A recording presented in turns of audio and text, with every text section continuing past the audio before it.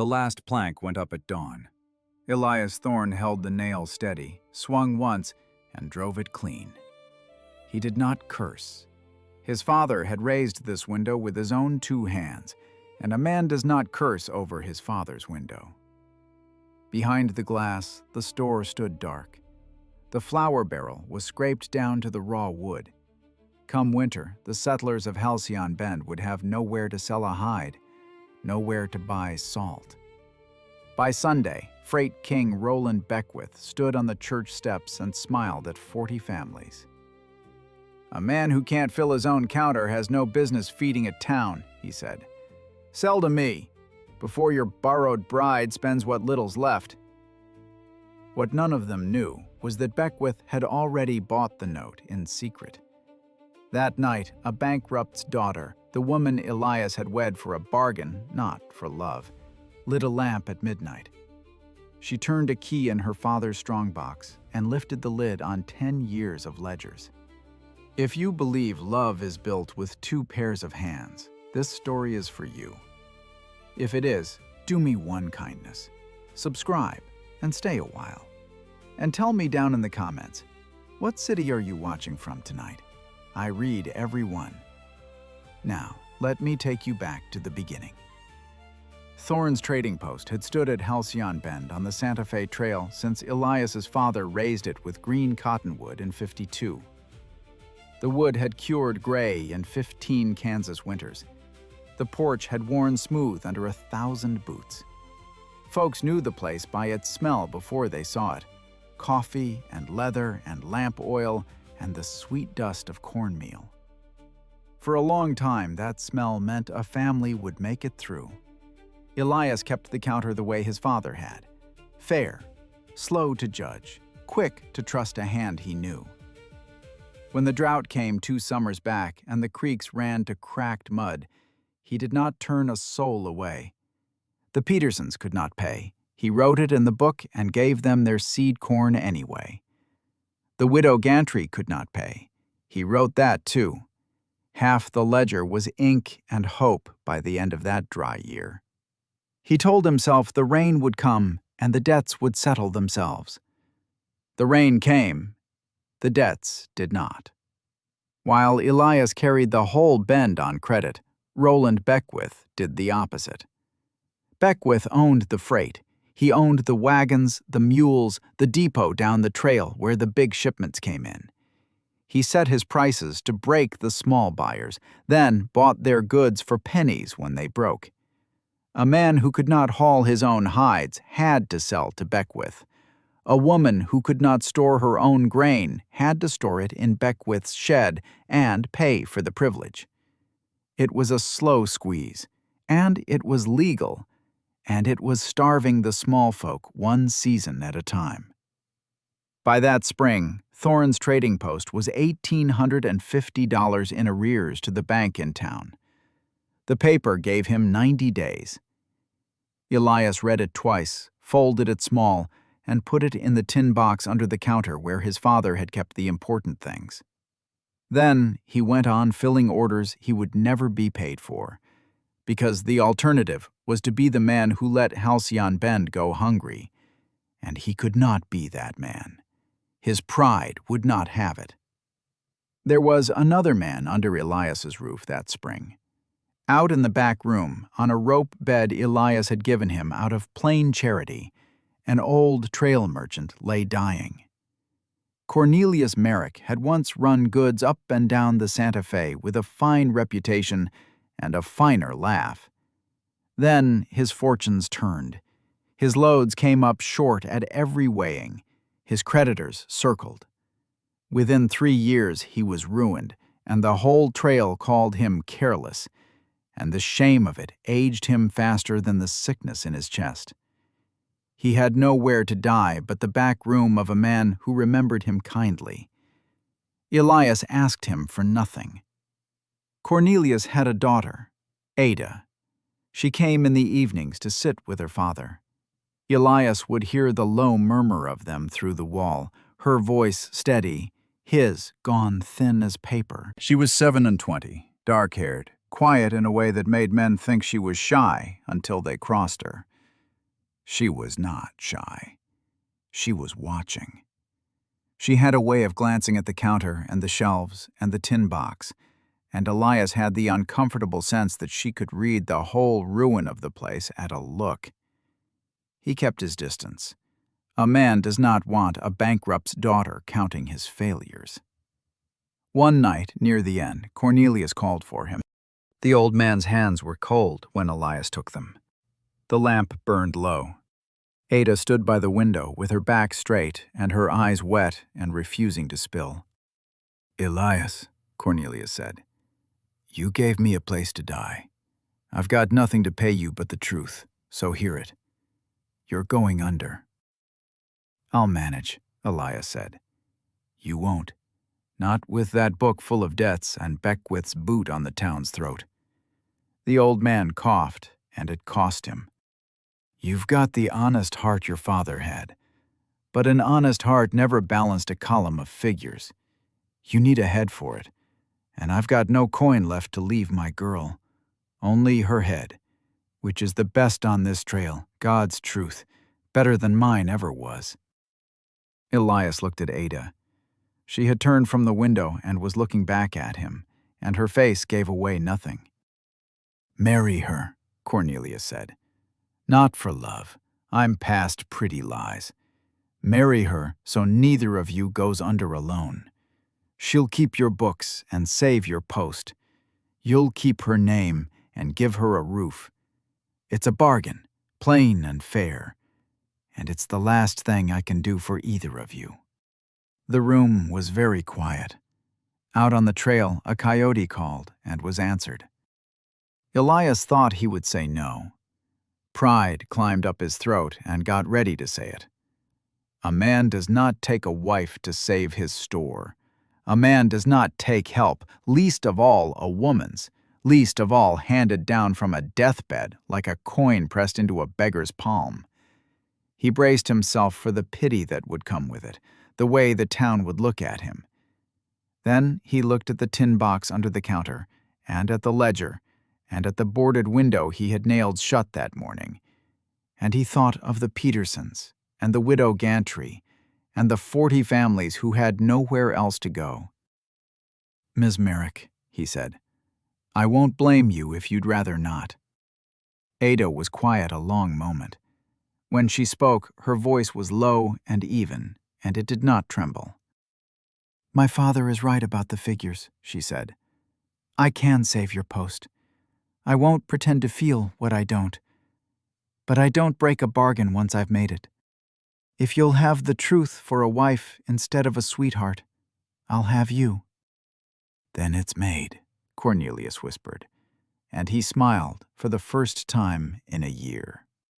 They were married 3 days later by the same preacher who buried the old man the following week. It was not a wedding anybody would remember for its joy. Elias wore his father's coat. Ada wore gray. They signed the paper at the counter of the failing store, and the ink was hardly dry before the whole of Halcyon Bend had an opinion about it. The town pitied the match. That was the worst of it for Elias. He could bear being poor. He could not bear being pitied. And the pity came in 2 flavors, both bitter. The failing man, they said, had married the bankrupt's daughter, 2 sinking stones tied together, as if that would help either of them float. Old Mrs. Cobb said it plainly outside the church, not troubling to lower her voice. "Well," she said, "misery's found its company." Elias heard her. He tipped his hat and said good morning and walked on with his jaw set, and the shame of it followed him all the way back to the store. Ada moved her life into the rooms above the post. She came with 2 trunks and a strongbox, a squat iron thing with a good lock, heavier than it looked. Elias carried it up the stairs for her and felt the weight shift inside, papers and something metal, and he asked her what was in it only to be saying something. "My father's old accounts," Ada said. "Nothing that spends, nothing you need to trouble over." She took the box from him at the top of the stairs and set it in the corner of her room, and that was the end of it.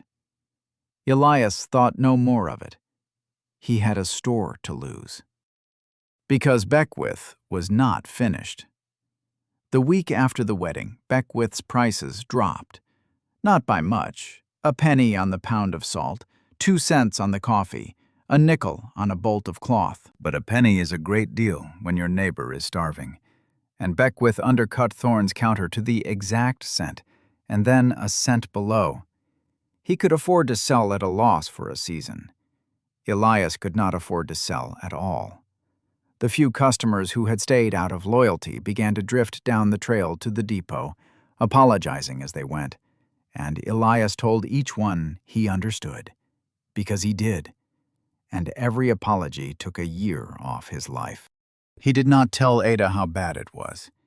He did not have to. She kept the books now, and the books told her everything. She had taken to the counter as though she had stood behind it all her life. She was there before Elias came down of a morning, the lamp already lit, the ledger open, her pen moving in a small, neat hand. She said little. She watched much. She watched the customers who came and the ones who did not. She watched Beckwith's boy come by to note the prices in the window. She watched Elias, too, though he did not know it. Watched him skip his supper the nights the day's take came up short. Watched him carry the last of the coffee to the widow gantry and mark it paid when it was not. It was the scale she noticed first. Every trading post lived and died by its counter scale. Weigh a man's hides fair and he came back. Weigh him short and he told the whole trail. Thorn's scale was a brass beam scale as old as the store, and it had gone tarnished and stiff over the years, the pans dark, the pivot gummed with dust and grease. Elias's father had kept it true once. Elias had let it go, the way a grieving man lets small things go, and it read heavy in the store's favor now, not by design, only by neglect. A 1/4 ounce, maybe. Not enough to cheat a man on purpose, just enough that a careful trader would feel it and not come back. Ada felt it in an afternoon. She said nothing to Elias. That night, after he had gone up, she stayed down in the dark of the store with a lamp and a rag and a small bottle of oil. She took the brass scale apart on the counter, pan by pan, and she cleaned every piece of it. She scrubbed the pans bright. She oiled the pivot until the beam swung free and easy. Then she found the little brass calibration weights in the drawer where old Thorn had kept them, the ones stamped by the assayer in town, and she trued the beam against them one at a time, patient, until an ounce weighed an ounce, and not a hair over. Elias came down at dawn and found the scale gleaming and his wife asleep with her head on her arms at the counter, the oil bottle empty beside her. "You didn't have to do that," he said when she woke. "An ounce is an ounce here," Ada said. And she said it not to him, but to the room, the way you set a rule. "Honest weight. Word of it will travel faster than Beckwith's penny." It did. That was the thing Elias had not understood, and Ada had. A poor man on the trail could forgive a high price if he could not forgive a false one. When the trapper Solomon Ray brought his winter hides in the next week and weighed them on Thorn's true brass scale, they came up 2 ounces heavier than they had on Beckwith's plates at the depot. He weighed them twice, unbelieving. Then he told every man he met. "Beckwith's scale reads light," he said. "Thorn's reads true." And a trickle of trade that had gone down the trail began, slowly, to turn back. Ada did not stop at the scale. She turned to the ledger next, the great sad book of unpaid credit, and she did with it what Elias had never had the heart to do. She did not call the debts. She reworked them. She sat with the Petersons and the widow Gantry and worked out what each could pay in goods when they could not pay in coin. A share of a hide, a sack of milled corn, a day's labor mending the store roof. She set the prices so a settler could sell a hide fair and buy his salt in the same trip and walk out even. And she made sure every man who came in knew he had walked out even. She made the post a place where a poor man was not ashamed to trade. And poor men, it turned out, were most of Halcyon Bend. Trade came back by inches, not fast, but the shelves that had stood empty began to hold a little again, and the smell of coffee and leather returned to the porch. And Elias, watching his wife turn his father's ruin back toward the light, felt something he had not felt in 2 years, and did not have a word for, and did not trust. He was still watching her the Sunday it all came to a head on the church steps. Market Sunday drew the whole Bend to town. After the preaching, the families gathered in the square to trade and gossip, and the two stores stood facing each other across it. Thorn's on the one side, and on the other the fine new counter Beckwith had opened in town to bleed the post dry. Beckwith was there, in his good broadcloth, thumbs in his vest, holding court. Elias had come to buy a keg of nails he could not properly afford, and Ada had come with him and stood at the edge of the crowd with her hands folded.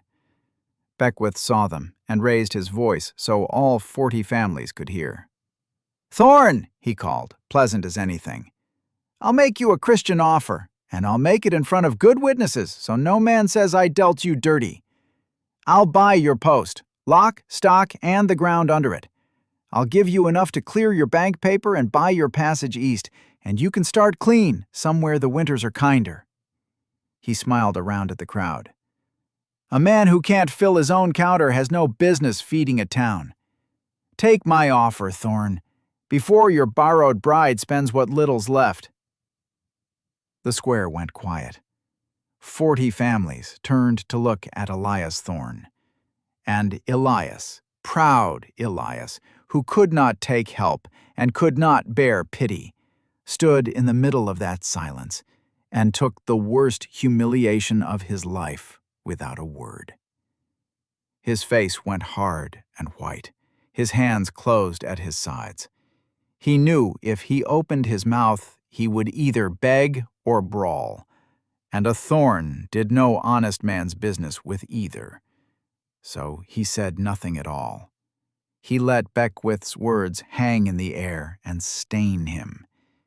He looked at his boots. The silence stretched until it was its own kind of answer, and Mrs. Cobb murmured something, and somebody's child laughed, and it was the longest minute of Elias Thorn's life. Behind him, at the edge of the crowd, Ada Merrick set her jaw. She did not speak either. It was not her moment, and she knew it, and she was too wise to spend a shot she was not ready to fire. But something changed in her face in that minute, some last soft thing going hard, and Elias, glancing back, saw it and did not understand it. He thought she was ashamed of him. She was not. She was making up her mind. They walked home without the keg of nails. Neither of them spoke on the road. When they reached the store, Elias went straight to the back and did not come out, and Ada stood a while at the true brass scale, running her thumb along the bright beam. That night the lamp burned late in her room above the post. Elias, lying awake below, saw the yellow line of it under the ceiling boards and did not go up. He heard her moving. He heard the small iron shriek of a good lock turning. He did not know what she was about, and it was not his place to ask. And so he lay in the dark and listened to his wife open the strongbox she had told him held nothing that spends. It held 10 years of her father's life. Ada lifted the ledgers out one at a time and laid them on the bed. Cornelius Merrick had been a meticulous man, whatever the trails said of him. Every load he had ever shipped was written down, every weighing, every fee. She had known the shape of it before she opened a single page, because her father had told her, at the end, in a whisper she had not repeated to a living soul. But knowing a thing and holding the proof of it in your two hands are different weights entirely. She opened the first book to the first short load and set her finger under the figure.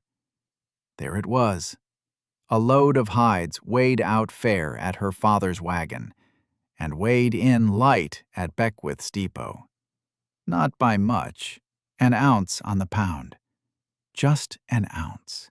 The same ounce that Ada had found gummed into Thorn's neglected brass. Except in Beckwith's scale, it was no accident. It was there on every load, year after year, a single ounce shaved off every pound of every shipment that ever crossed Beckwith's plates. An ounce on the pound is nothing to notice, and everything to steal. Over 10 years it had bled Cornelius Merrick white. It had bled the whole trail, and every man who came up short blamed himself for careless packing, the way her father had, the way the town blamed him still. Cornelius had not been careless. Cornelius had been robbed, and he had known it and written it down, load by load, in a hand that grew shakier as he sickened, building the case he never had the strength or the standing to bring, and leaving it locked in an iron box for a daughter who did. Ada sat with the books open around her until the lamp guttered. She did not weep. She had done her weeping.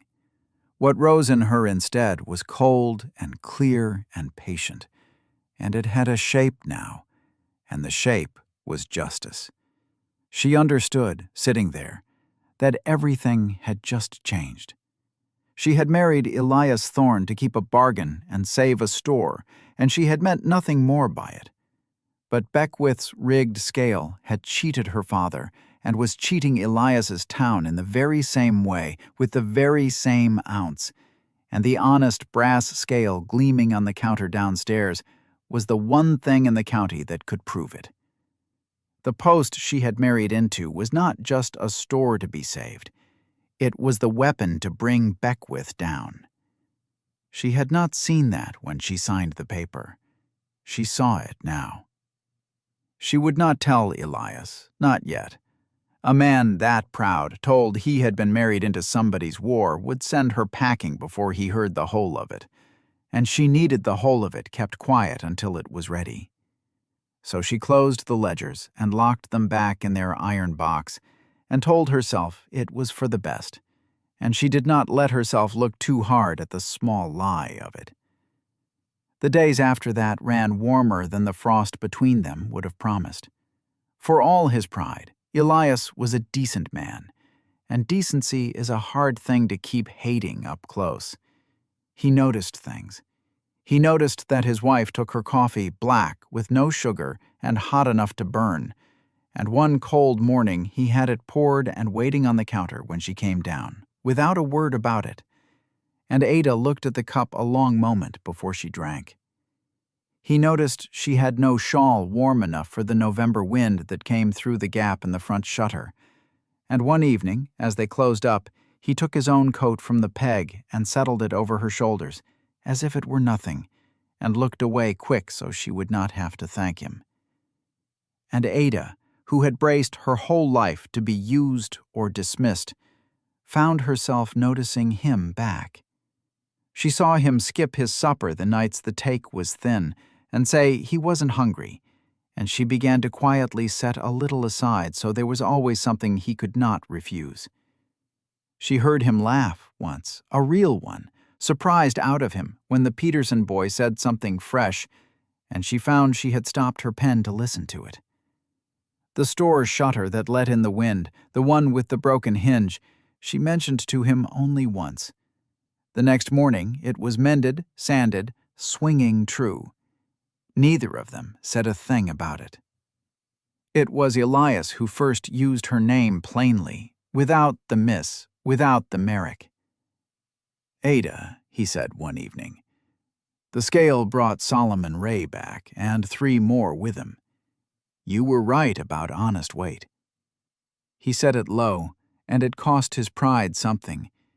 And Ada knew what it cost, and she said only, "I know." But she smiled when she said it, and it was the first smile she had given him that was not a bargain. The ice was melting. Neither of them would have called it that, but it was. And still, the store was not saved.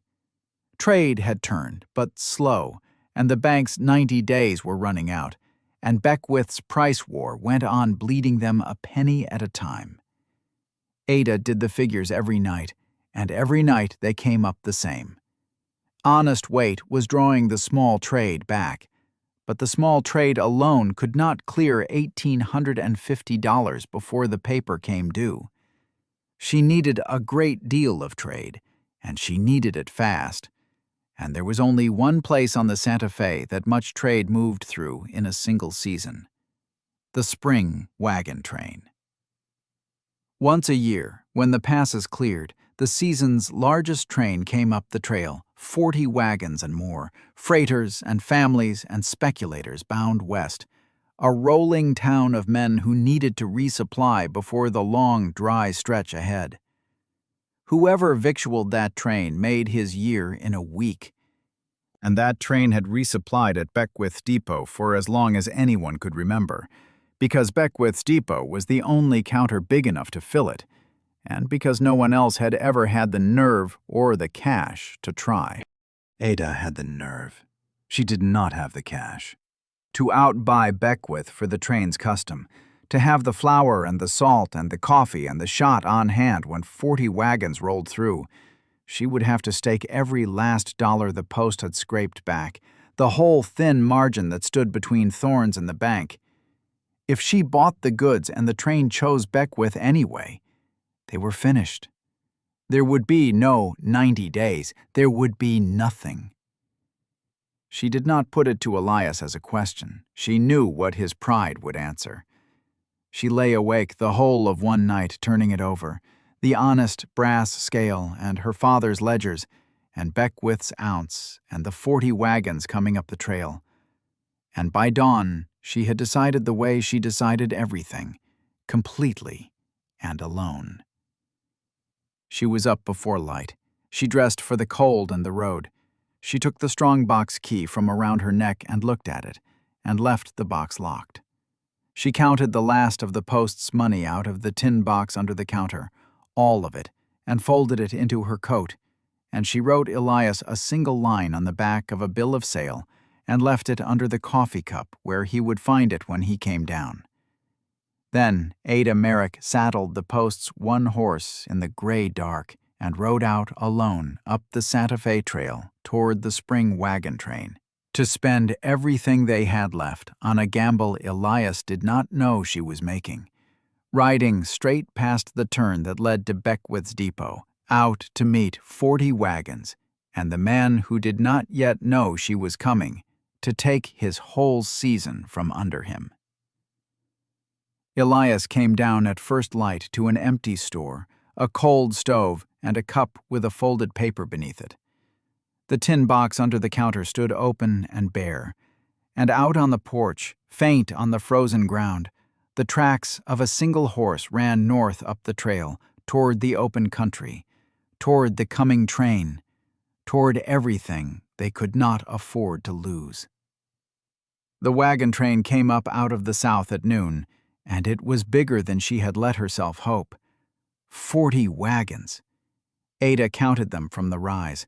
Canvas gone gray with the road, mules leaning into their collars, dust standing behind them like a wall. She sat the post's one horse and waited. Her heart went hard against her ribs. In her coat was every dollar Thorns had left in the world. The wagon master rode out to meet her. A big man, sunburnt, watchful. He looked at her the way men looked at a woman alone on the open trail. Surprised, a little amused. "You're a long way from a stove, man," he said. "I came out to save you a day's drive," Ada said. "You're bound for Beckwith's Depot at the Bend." "We are." "Then you're bound to be robbed," she said. "An ounce on every pound. 10 years he's done it. I can show you the figures tonight, or you can find out yourself when your stores run short of Fort Union." The man's face did not change, but his eyes did. "And you'd sell us honest, I suppose." "I'd sell you by a scale you can test yourself," Ada said. "Bring your own weights. Weigh against mine. If I'm an ounce off in my favor, you take the goods for nothing." Nobody offered a bargain like that, not on the trail. The wagon master knew it too. He looked back at his 40 wagons, at the miles still to go, at the winter waiting past them. "Show me the scale," he said. She led them into Halcyon Bend that afternoon. Elias was on the porch when the first wagon crested the rise. He had spent the morning half out of his mind, the tin box empty, her note under the coffee cup, one line in her small square hand. "Trust me till dark, Ada." He'd read it 40 times. He did not know what he trusted. He only knew the store was empty and his wife was gone and the horse was gone and the money with her. Then the wagons came, 40 of them, rolling down toward his door, and Ada Merrick riding at the head of them with her chin up and the dust on her like she'd earned it. Elias came down the steps slow. He did not say anything. He had no words that fit. Ada swung down off the horse and stood in front of him. "They want provisioning for the run to Fort Union," she said, businesslike, but her voice shook just under the surface, and he heard it. "Flour, salt, coffee, shot, cloth. I spent the tin box on the goods to fill the order. If they take it, we clear near half the note by Sunday." "And if they don't take it?" "They've taken it," she said. "They tested the scale." He looked at her a long moment. The whole town was coming out into the road to see. Mrs. Cobb on her porch with her hand at her throat. The Petersons. Solomon Ray leaning in a doorway with his hides over his arm. "You rode out alone," Elias said. Quiet, only for her. "Before light, past Beckwith Road." "I did." "You might have told me." "You'd have said no." He didn't argue it, because it was true. Something moved in his face then. Not anger. Ada had braced for anger. It was something harder for her to stand than anger. "Come inside," Elias said. "You're froze through. There's coffee." And he'd made it the way she took it. Black, 1 sugar, no more.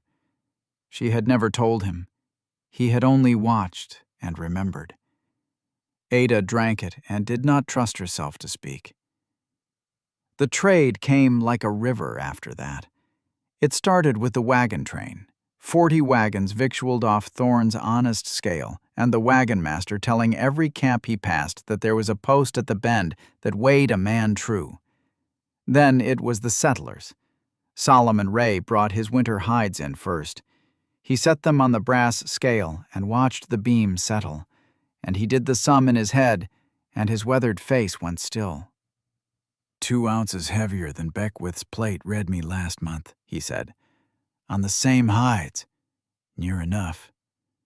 1 ounce on the pound, Ada said. That's his thumb. It's not on this counter. Solomon Ray looked at the scale a long time. Then he told everybody he knew. Trappers are not talkers, but that one talked. By the second week, the shelves that had stood scraped to the wood were stacked again. Salt and coffee and shot and bolts of cloth. The Petersons paid down their seed corn credit in cured pork and shook Elias's hand like men come back from the dead. Widow Gantry brought eggs. Wagons stood in the road 3 deep on a Saturday. And through it all, Ada kept the books. Her father's daughter. She knew where every penny sat. The ice between them was going. She could feel it go. It was in small things. Elias took to setting a stool by the stove for her when the evening turned cold. He never said a word about it.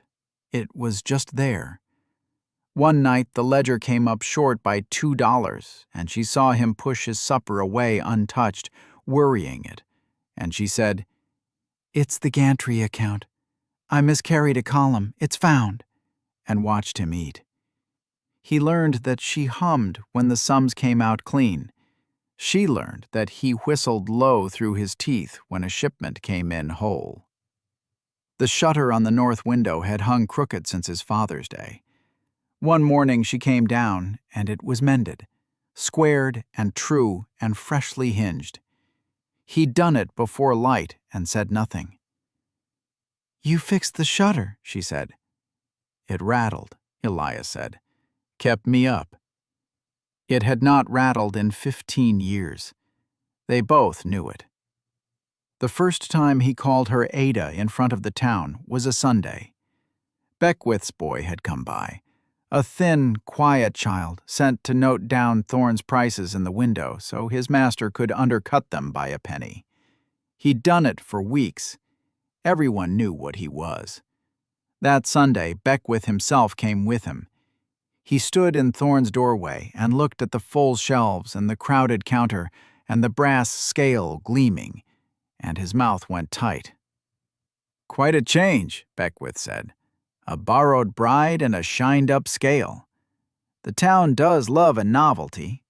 Novelties pass." Elias stepped out from behind the counter. "My wife's name is Ada," he said, loud enough for the room. "You'll use it in my store, or you'll use the door." The room went quiet. Mrs. Cobb's mouth opened and shut. Beckwith smiled his slow smile, but it did not reach his eyes now, and everyone saw that, too. He touched his hat and went. Ada stood at the counter with the beam of the scale under her hand, and for one moment she let herself look at Elias Thorn like a woman looks at a man. Just for a moment. He caught it. His ears went red. That was the day she laughed. He'd said something dry about Beckwith's boy copying prices with his tongue between his teeth, and it caught her off guard, and she laughed out loud in the empty afternoon store. A real laugh. He looked at her like he'd struck gold. Thomas Hale came the next week. He was the bank's young clerk and a decent man, and he had admired Ada since the day she'd come to arrange the note. He came in his good coat and asked to speak to her private, and Elias, jaw set, left them the store and went to the yard. "Mrs. Thorn," Hale said, and then quieter. "Ada, I'll speak plain. This marriage, everyone knows how it was made. A deathbed bargain. Paper. You owe it nothing your heart doesn't choose to give." "Mr. Hale." "I have a house in town," he said. "A clerk's wage, steady, respectable. No note over its head. No freight king across the road wanting to ruin it. I could give you a quiet life, Ada, a safe one. You'd never lie awake over a $2 column again." It was a good offer, an honest one. That was what made it hard. Ada thought of the safe house, the steady wage, the nights she would sleep. Then she thought of a mended shutter and coffee made black with 1 sugar, and a man who'd said her name to a room full of people who'd pitied her. "You're kind, Mr. Hale," she said, "and I mean that. But I've already made my choice. I made it out on the trail with the last of our money in my coat, and I'd make it again." Hale nodded slowly. He was a decent man to the end. "He's a lucky one," he said, "and I don't think he knows it yet." "He will," Ada said.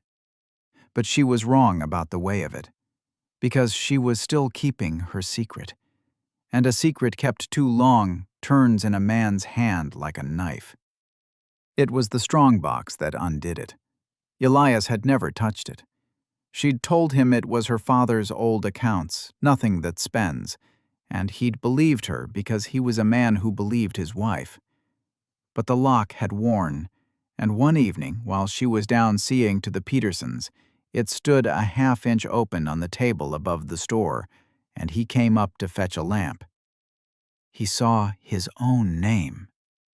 That was what caught him. Thorn, in her father's old ledgers, in her own fresh hand, and beside it, Beckwith, and the note.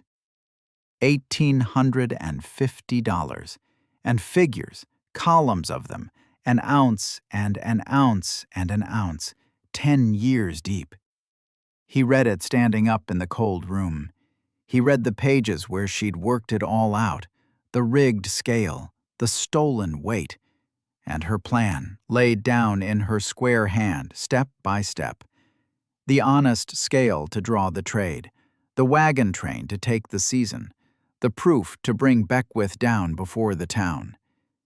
And he understood it the wrong way, the only way a proud man could. She had not married him. She had married his counter. His post was a weapon she'd needed, pointed at the man who'd robbed her father, and Elias Thorn was the hand that happened to hold it. That was all. The shutter, the coffee, the name in the crowded store, all of it a means. He'd been a fool warming his hands at a fire that was lit to burn somebody else. He was standing there with the ledger open when she came up the stairs. She stopped in the door. She saw the box. She saw his face. She knew. "Elias." 10 years of it, he said, very quiet. That was worse than shouting. "Your father, Beckwith's scale. The whole plan, right here. The wagon train, the honest weights. All of it to spring on him." He set the ledger down careful, like it might go off. "And me? Where do I sit in these columns, Ada? What's my figure?" "You're not in the columns like that. Listen to me." "You needed a post," he said. "You needed a counter Beckwith couldn't buy, and a name that wasn't Merrick. Your father found you one, dying in my back room. A failing man too proud and too broke to ask why the bankrupt's clever daughter would have him." His voice cracked once, and he mastered it. "I thought—" He stopped. He would not say what he'd thought. "I did marry the post," Ada said. She would not lie to him, not even now, when a lie would have been kinder. "At the start, I did. I meant to clear my father's name, and I meant to break the man who ruined him. And yes, I needed a counter to do it, and yours was there. That was true in the beginning." "Thank you for that much." "But it stopped being true," she said, and now her voice shook. "Weeks ago it stopped. You made me coffee I never asked for. You said my name to that whole town." "I stopped doing it for my father, Elias. I kept on because I couldn't stand to see them cheat you, too." "That's not a plan. That's—" "Don't," he said. "Don't put a fine word on it. Not tonight." And downstairs, at the worst hour it could have come, a fist hit the store door. It was Beckwith. He'd chosen his night, as men like him always did. He came in out of the dark with 2 of his freighters behind him and a paper in his hand, and he set the paper on the honest brass scale like an insult. "Evening, Thorn," he said. "Mrs. Thorn. I'll be quick. It's cold." He tapped the paper. "I've bought your note, from the bank, quietly, some weeks back. It's mine now, not theirs, and I'm calling it. $1,850, 10 days. The room went to ice. "You've got till a week Friday," Beckwith said. "You won't have it. Nobody clears that in 10 days. And when you don't," he smiled at Ada now, all of it aimed at her, "I'll take the post at auction for the debt. And I'll see it known, up and down this trail, that Cornelius Merrick's daughter married her way into an honest man's business to run a fraud out of it. I've heard the talk of ledgers, bankrupt blood. It'll ruin the both of you and the Merrick name for good measure. unless you sell to me tonight, cheap, and walk away clean." He'd timed it perfect. He did not know he'd timed it perfect. He thought he was only twisting one knife. He was twisting two. Ada looked at Elias, and Elias looked at her, and she saw him weighing it, the ledgers, the plan, the note, all of it landing at once. And she saw him decide he'd been played. "I'll want the night to think," Elias said to Beckwith, flat. "Come back." Beckwith took his paper off the scale. "A week Friday," he said. "Not an hour more." And he went out into the dark. The store was very quiet after the door shut. "I won't have you ruined for me," Ada said. "I'll go. Tonight, if you want. I'll not have this town saying you were used. Let them blame Merrick blood. They always have. You keep the post. Fight the note honest. It's cleaner without me in it." She got her coat. Her hands weren't steady on the buttons. Elias didn't stop her. He let her go up for her trunk. He stood alone in the store with his father's post around him and his wife's ledgers upstairs, and did not move for a long while. Then he lit the lamp, and he read them again, all of them, slower this time, not looking for his own name, reading what was actually there. He read 10 years of an honest man robbed an ounce at a time. He read Cornelius Merrick going under column by column while Beckwith's thumb sat on the scale. He read a daughter working alone night after night to prove her father had been a good man cheated and not a fool who'd failed. There was no scheme in it against Elias Thorn. There'd never been. There was only a girl trying to lift a dead man's name out of the mud, and a post she'd walked into on a bargain and stayed in for reasons she hadn't planned on. At the bottom of the last page, in fresh ink, she'd written a line that wasn't a figure. If E knew, he'd fight Beckwith for pride and lose. Keep it till we're strong enough to win. Keep him safe first. Keep him safe first. Elias sat there a long time. Then he went up the stairs, 2 at a time. She had her trunk half packed. He took it out of her hands and set it down. "You wrote, 'Keep him safe first,'" he said. "Elias?" 10 years your father bled, and you kept the one thing that could clear his name locked in a box, so I wouldn't go off half-cocked and get us both ruined." His voice was rough. "That's not using a man, Ada. That's the other thing. That's the thing I was too proud to see when it was standing at my counter making me coffee." "I should have told you." "You should have," he said. "And I should have asked, instead of reading it like a coward off a table." He took her hands. His were shaking now, not hers. "I don't want the post if I keep it by selling to that thief. And I don't want to fight him alone. I've been alone in this store since my father died, and I'm tired of it. Stay. Fight him with me. Your scale, your ledgers, your head for the figures I never had." He drew a breath. "My name over the door, if you'll keep it." Ada Merrick, who had faced a wagon master alone on the open trail without a tremor, could not say a single word. So she nodded, and that was enough. "We've got 9 days, she said finally, wiping her face rough with her wrist. "And I know exactly how to spend them." They did not run from Beckwith. They invited him. Land Office Day came at the month's end, the way it always did. The whole trail gathered at the bend for it. Freighters and traders and the 40 families of Halcyon Bend, and every wagon outfit that ran the Santa Fe Road, all packed onto the planked porch of the land office and spilling into the road. Ada asked the land agent for the trestle table out front. Public ground. She had a right to it. On the table, she set 2 scales.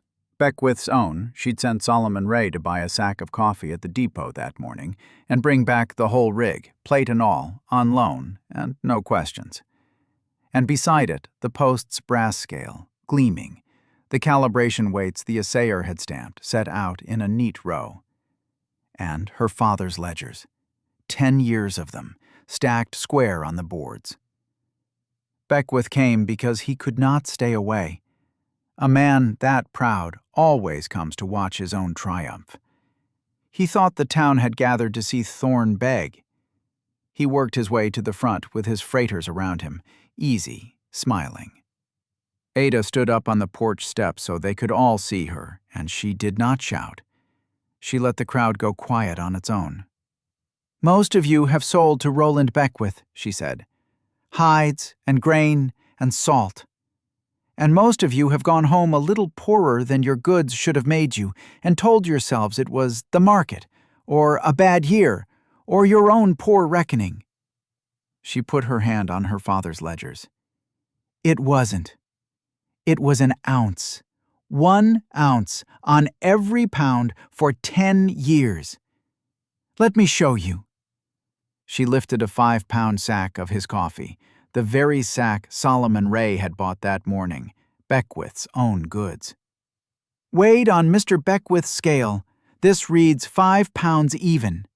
She set it on his plate. The beam settled. 5 pounds. The crowd leaned in. Then she moved it to the brass scale, the honest one, with the assayer's weights.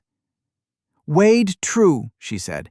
"It's 5 pounds, 5 ounces. He owes this sack an ounce a pound."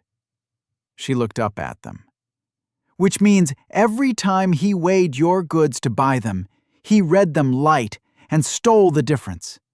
And every time he weighed your goods to sell them, he read them heavy and charged you for it. Both ends. For 10 years. She weighed it again, and again. Slow, so the beam settled where every man in front could read it. The ounce vanished under Beckwith's plate every time. It came back on the honest brass every time. Solomon Ray said, loud, "That's the 2 ounces I lost on my hides last month. Right there." A sound went through the crowd, low and ugly. The sound of 40 families doing 10 years of arithmetic all at once. Beckwith's face had gone red to the collar. "This is a clerk's trick," he said. "A bankrupt's daughter with a doctored scale and a grudge. Merrick was careless, and Merrick was ruined, and now his girl—" "My father wasn't careless," Ada said. She opened the top ledger. "He was careful. He wrote down every load, every weight, yours and his, side by side, 10 years deep, because he couldn't understand how an honest trade kept coming up short. He never lived to work out why." Her voice held steady. "I did. It was your thumb, Mr. Beckwith. It was always your thumb." She turned to face him full on. The whole trail was watching now. This was the moment she'd carried out onto the frozen trail before dawn all those weeks ago, when she'd staked everything they had. "For 10 years, Ada said, and her voice carried clean over the crowd. "You weighed honest men an ounce short on the pound and called it commerce. It only took one true scale to weigh you." Nobody moved. Then it came apart for Beckwith. Not all at once, the way rot comes apart, a piece at a time. The wagon master from the spring train was there. He spoke first. "I ran my whole outfit's stores through his depot for 6 years, he said. 6 years, an ounce a pound." He looked at his own men. "We're done at that depot." And he stepped back off the porch, away from Beckwith, and his men stepped with him.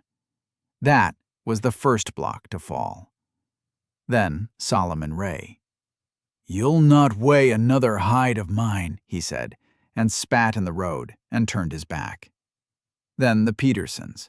Then Widow Gantry, who'd been charged 2 cents on the coffee she couldn't spare through the whole drought. One by one, and then in 2s and 3s, the traders and the family stepped back from Roland Beckwith, until he stood at the end of the trestle table with his 2 freighters, and then, when even they looked at the ground and edged away, with no one at all. "You've all done business with me for years," Beckwith said. His voice had lost its ease. "You'll want to do it again come spring. There's not another freight outfit for 100 miles. There's Thorn's counter," the wagon master said, "and an honest scale. That'll do us." Thomas Hale came forward then, the bank's clerk in his good coat. He had the note in his hand, for Beckwith had lodged it back with the bank for the auction, all legal, and Hale had drawn it out to bring. "Mr. Beckwith," Hale said, "you bought this note on Thorn's trading post in secret and called it due to force a sale. The bank lent against your good name. That name won't survive this porch." He held the paper up so the crowd could see it. "The season's honest trade through Thorn's counter has cleared the account. $1,850, paid in full, off the books Mrs. Thorn keeps. So this," he tore it, once, twice, and let the pieces fall on the boards, "is nothing but paper now." Elias Thorn stood beside his wife on the porch step and watched the note come apart in the cold air, and he put his hand over Ada's hand on her father's ledgers, in front of the whole trail, and he did not care who saw. Beckwith had one thing left to say. He looked at the 2 scales, and the torn note, and the crowd that had turned its back, and he found the last of his contempt. "You've won a season," he said. "One season. The trail forgets." "The trail remembers an ounce," Ada said. "You taught it that yourself." And there was nothing left for him to answer. He gathered his coat around him and went down off the porch alone, past the men who'd carried his freight for years and would not meet his eye. And that was the end of Roland Beckwith at Halcyon Bend. A year is a long time on the Santa Fe Trail. Come the next spring, Thorn's trading post at Halcyon Bend was the richest post on the road, and everyone from Independence to Santa Fe knew it. The wagons stood lined up past the store and down to the creek on a trading day. The shelves never went bare now. Salt and coffee, shot and seed, bolts of good cloth stacked to the rafters. Solomon Ray brought his hides there and nowhere else, and so did every trapper who'd heard him tell it. The 40 families of the Bend traded there, and paid their credit fair, and were paid fair in turn. And on the scrubbed counter, in the middle of it all, the brass scale gleamed. Ada kept it polished bright as a mirror. The assayers' weights sat beside it in their row. Any man who doubted was welcome to test it, and now and then one did, and went away satisfied, and told the next town. Honest weight. An ounce is an ounce at Thorn's. The north shutter that Elias had mended before light one cold morning was painted now, green like the cottonwood his father had raised the place with in '52. Ada had painted it herself. Down at the courthouse in town, on the board where the county posted its records, Cornelius Merrick's name stood cleared. The land office had entered the ledgers into the record, and the charge of a careless bankrupt was struck, and in its place stood the truth, a man robbed and honest to the last. Ada had gone alone to read it the day they posted it, and she'd stood a long time in the cold, and then she'd come home to the post that was hers. They re-signed the marriage certificate that spring, not for the bargain this time. It was evening, the store closed, the last wagon gone down to the creek. Elias stood at the counter that had saved them both, his hand flat on the wood by the brass scale. Ada was closing her ledger for the night, the sums come out clean the way they always did now. "Ada," he said. She looked up. There were 100 things a man could say, and Elias Thorn had never been good with any of them. He told her so himself. He said things with a mended shutter and a cup of coffee made black with one sugar, not with words. So he only said the one word that was owed, the truest one he had. "Stay." Ada Merrick, Ada Thorn, closed her ledger and came around the counter and stayed. Out past the creek that same evening, a single wagon rolled south and away from Halcyon Bend, loaded down with the last of a ruined man's goods. Roland Beckwith did not look back at the post with the wagons lined to the water and the brass scale bright in the window. There was nothing there for him to see but honest weight, and honest weight had never been any use to him at all. That's the whole of it. A broken scale, mended true, outlasted every thumb that ever pressed a lie into it. It always does. The men who steal an ounce at a time think nobody's counting. Somebody's always counting. If there's a Halcyon Bend where you're from, a place saved by 2 pairs of hands and 1 honest scale, tell me the name of your town in the comments. I'd like to know where you're all listening from.